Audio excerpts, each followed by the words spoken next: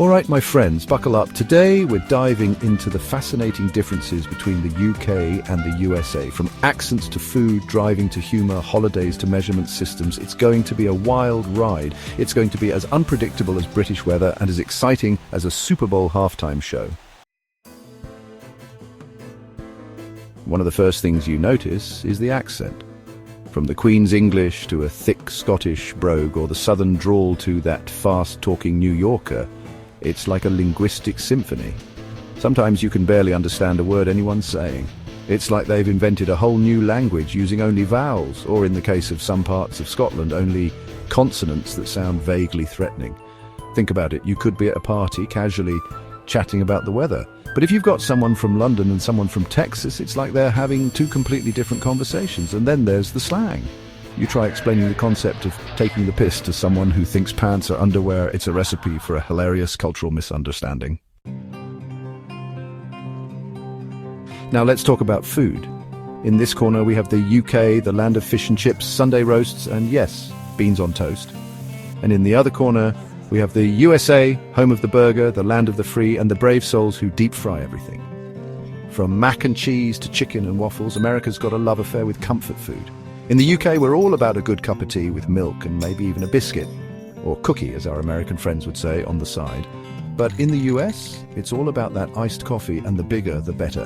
And don't even get me started on the whole sweet tea thing. I mean, I like my tea like I like my jokes, strong, slightly bitter, and definitely not sugary.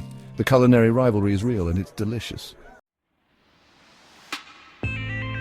Now comes the real test driving. In the UK, we drive on the left, thanks to those pesky knights needing to hold their swords in their right hands. In the US, it's all about driving on the right, but just imagine the sheer panic of trying to remember which side you're supposed to be on when you're jet-lagged and behind the wheel. And then there are roundabouts. In the UK, we love a good roundabout. It's like a dance, a graceful ballet of cars navigating a traffic circle. In the US, not so much. Over there, it's all about those four-way stops, which can be a bit of a free-for-all. The driving experience is a whole other ball game. So whether you're navigating a roundabout or a four-way stop, just remember to keep calm and carry on. Safe travels, folks. Now, let's talk about humour. The British are known for our dry wit, sarcasm and love of a good self-deprecating joke. Give us a good Monty Python sketch, a bit of Fawlty Towers, or even just a well-placed eye roll and we're in stitches. Americans, on the other hand, love big laughs, slapstick comedy and observational humour. You've given the world some of the greatest sitcoms of all time: Friends, Seinfeld, The Office. Despite our differences, there's something inherently funny about those cultural clashes. The way we pronounce words differently, the things we find offensive or not, even the way we dress, it's all ripe for comedic fodder. All right, let's talk holidays. Both the UK and the US have their fair share of holidays, but how we celebrate them, that's where things get interesting. Take Christmas, for example. In the UK, we're all about that Christmas roast, the Queen's speech, and maybe even a cheeky Christmas cracker or two. In the US, it's all about that Thanksgiving feast, the Macy's Thanksgiving Day Parade, and, of course, Black Friday shopping. And speaking of Thanksgiving, that's one holiday that's uniquely American. It's a time for family, for gratitude, and for eating your weight in turkey and pumpkin pie. In the UK, we celebrate Bonfire Night on November 5th, where we light bonfires and set off fireworks to commemorate the gunpowder plot. And in the US, you have Independence Day on July 4th, where you celebrate your independence with barbecues, parades, and, you guessed it, more fireworks. Finally, let's talk about measurement systems. In the UK, we're pretty much on board with the metric system.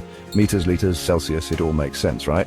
But in the US, you guys like to keep things interesting with the imperial system. Miles, gallons, Fahrenheit. It's enough to make anyone's head spin.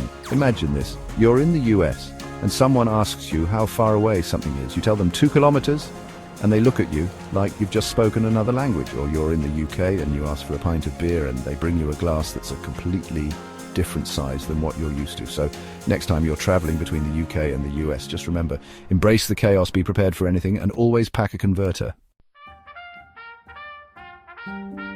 Well, there you have it, folks, a whirlwind tour of the hilarious, head-scratching and heart-warming differences between the UK and the USA.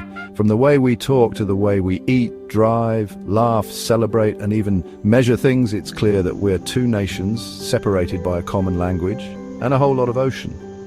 But hey, that's what makes the world go round, right?